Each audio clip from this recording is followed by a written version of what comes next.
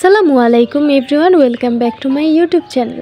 তো আমি আজকে আপনাদের সাথে শেয়ার করব পাকিস্তানের ভাইরাল রেসিপি মুরগ মাখানওয়ালা বা বাটার চিকেন। তো সাথে কিন্তু আমি নান রুটিও বানিয়েছিলাম, আর এটা খেতে কিন্তু অসম্ভব মজা হয়।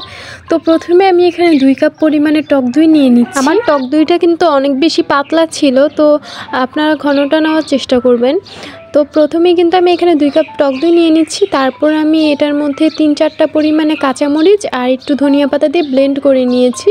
পরে কিন্তু আমি এটা মুরগির মাংসের মধ্যে দিয়ে দিব। আর আমি কিন্তু মুরগির মাংসটা প্রায় 1 ঘন্টা 2 ঘন্টার মতো আমি এটা ম্যারিনেট করে রেখেছিলাম আদা রসুন আর সামান্য পরিমাণে লবণ। তারপর কিন্তু আমি এই টক দইয়ের পেস্টটা দিয়ে এটা অনেকক্ষণ পর্যন্ত আমি এটা ম্যারিনেট করে রেখে দিয়েছিলাম।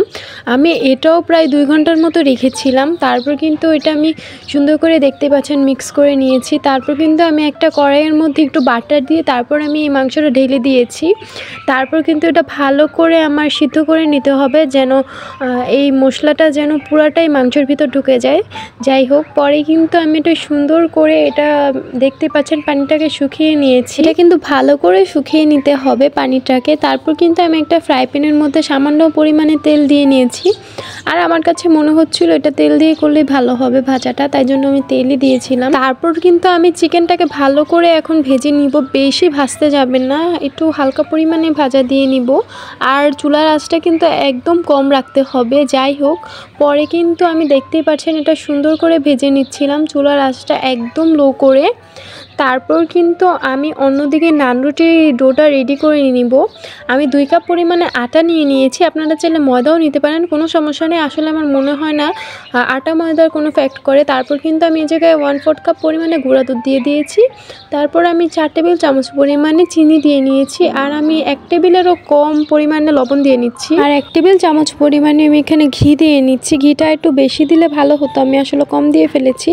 যাই হোক, এটা এখন ভালো করে মিক্স করে নিতে হবে।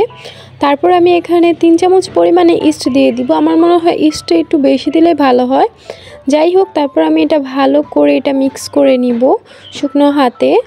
তারপর কিন্তু আমি এখানে 4 স্পুন পরিমাণে এখানে আমি তেল দিয়ে দিব।